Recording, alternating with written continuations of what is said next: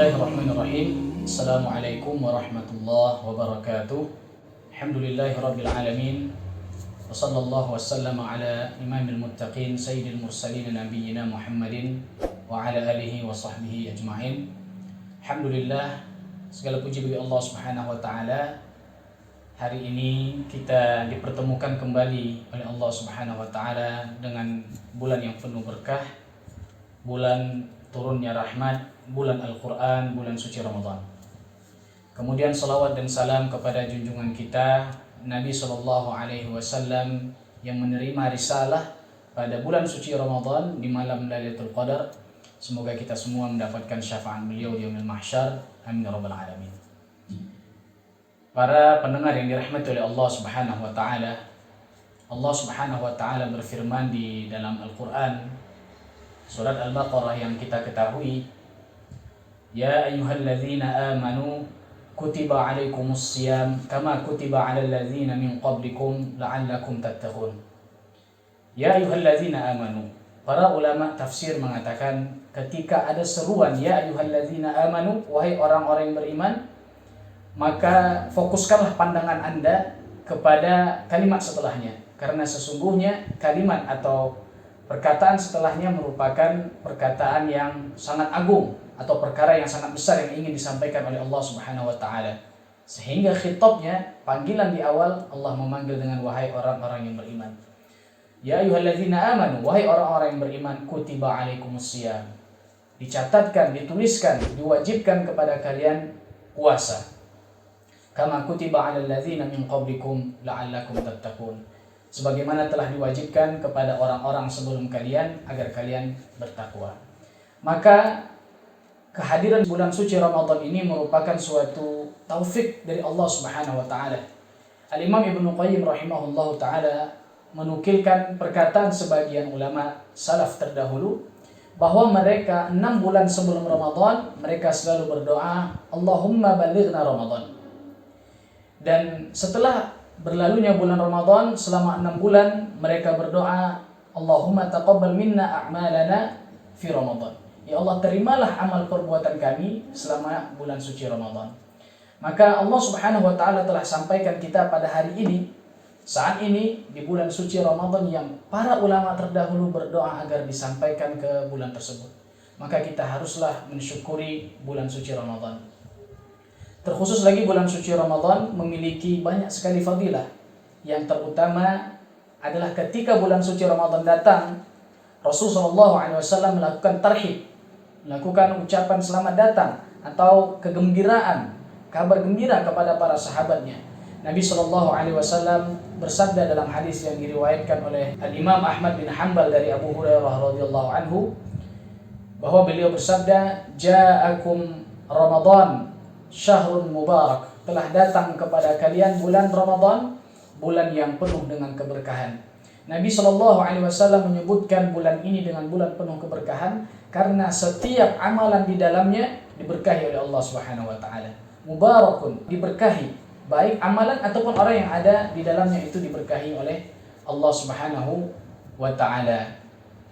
Wa tuftahu abwabu al-jannah, kata Nabi SAW, dibuka pintu surga. Wa tughlaqu abwabun nar, dan ditutup pintu neraka. Wa tusfadu aw tughallu asyayatin, dan dibelenggulah para syaitan. Kata para ulama, yang dimaksud dengan tuftahu abwabul jannah, dibuka pintu surga, maksudnya adalah bahwa Allah Subhanahu wa taala membuka selebar-lebarnya amalan ibadah yang bisa mendekatkan kita kepada surga. Dan Allah Subhanahu wa taala menutup pintu neraka, maksudnya Allah Subhanahu wa taala mengampunkan dan menutup dosa-dosa yang telah lalu bagi kita. Oleh karenanya telah sahih dari Nabi SAW bahwa beliau bersabda, As-salawatul khamsu, salat 5 waktu, wal jumu'atu ila jumu'ah, dari Jumat ke Jumat, wa Ramadan ila Ramadan, dari Ramadan ke Ramadan, mukaffiratun ma bainahunna majtinibatil kabair, adalah penghapus dosa antara keduanya selama kita menjauhi dosa yang besar. Maka pintu kebaikan, pintu surga dibuka oleh Allah Subhanahu wa taala, dan pintu neraka ditutup oleh Allah Subhanahu wa taala. Artinya Allah membukakan ampunan untuk kita. Dosa-dosa kita diampunkan oleh Allah Subhanahu wa taala. wa tughallus syayatin, dan syaitan terbelenggu. Dalam riwayat yang lain, dalam riwayat Muslim, Nabi SAW bersabda, "Ja'akum Ramadan, telah datang kepada kalian bulan Ramadan.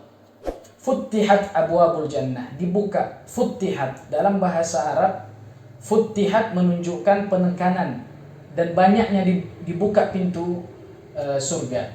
Wa ghulliqat, dan ditutup abwabun nar, pintu-pintu neraka. Ghulliqat, bukan ghuliqat disebutkan, tapi ghulliqat menunjukkan bahwa pintu neraka betul-betul ditutup oleh Allah Subhanahu wa taala. Artinya dosa-dosa kita diampunkan oleh Allah Subhanahu wa taala. Wa suffidatis syayatin dalam riwayat Muslim, dan dalam riwayat Ahmad wa tughallus syayatin, dibelenggu para syaitan. Al-Imam Al-Qurtubi ketika menjelaskan hadis ini, mungkin kita bertanya-tanya, bagaimana mungkin jika syaitan terbelenggu masih ada orang yang bermaksiat kepada Allah? Bagaimana ini bisa terjadi? Kata Imam Al-Qurtubi rahimahullahu taala, yang dimaksud di sini adalah bahwa yang dibelenggu adalah syaitan bagi orang-orang yang berpuasa dan puasanya memenuhi syarat-syarat puasa yang diterima oleh Allah Subhanahu wa taala. Adapun orang yang berpuasa hanya sekedar menahan dahaga dan lapar dan dahaga, hanya sekedar ingin melepaskan tanggung jawab puasanya saja, maka kata Imam Al-Qurtubi ini tidak termasuk dalam hadisnya. Yang dimaksud di sini adalah orang-orang yang betul-betul menjalankan puasa dengan syarat-syaratnya, baik itu syarat sah ataupun syarat diterimanya. Oleh karenanya dalam hadis yang lain, rubba sha'imin laisa lahu min siyamihi ilal ju' wal 'atas. Banyak orang yang puasa enggak mendapatkan apa-apa kecuali hanya lapar dan dahaga.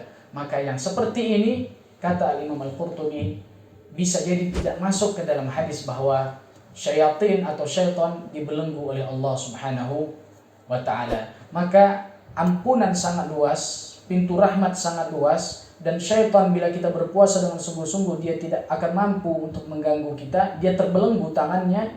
Maka di kesempatan saat ini adalah merupakan kesempatan terbaik yang Allah berikan kepada kita untuk terus meningkatkan amal ibadah, untuk terus meminta ampun kepada Allah Subhanahu wa taala. Karena para ulama terdahulu berdoa agar sampai di bulan ini, sedangkan kita sudah berada pada bulan yang penuh ampunan ini. Oleh karenanya dalam hadis yang lain Nabi SAW bersabda, "Raghma anfi rajulin, celakalah bagi orang adrakahu Ramadan au dakhala alaihi Ramadan, dia menjumpai bulan suci Ramadan, masuk kepada bulan suci Ramadan, walam yughfarlah, sedangkan dosa dia tidak diampunkan. Ini celaka," kata malaikat Jibril. Lalu kata Nabi SAW, "Amin." Yang mendoakan adalah malaikat Jibril, penghulunya para malaikat, dan yang mengaminkan adalah Nabi Muhammad SAW, Khalilullah, kekasih Allah Subhanahu wa taala, asyraful anbiya'i wal mursalin, nabi dan rasul yang paling mulia, yaitu Muhammad SAW. Dan tentunya doa ini mustajab. Oleh karenanya hendaklah kita berusaha semaksimal mungkin dari mulai hari ini, hari pertama kita berpuasa sampai berikutnya, amal ibadah kita diterima di sisi Allah Subhanahu wa taala dan dosa kita diampunkan olehnya. Semoga amal ibadah kita diterima dan dosa-dosa kita menjadi bersih ketika keluar dari bulan suci Ramadan. Amin ya rabbal alamin. Demikian yang dapat kami sampaikan. Wassallallahu wasallam ala nabiyina Muhammad wa ala alihi wa sahbihi ajma'in. Wassalamualaikum warahmatullahi wabarakatuh.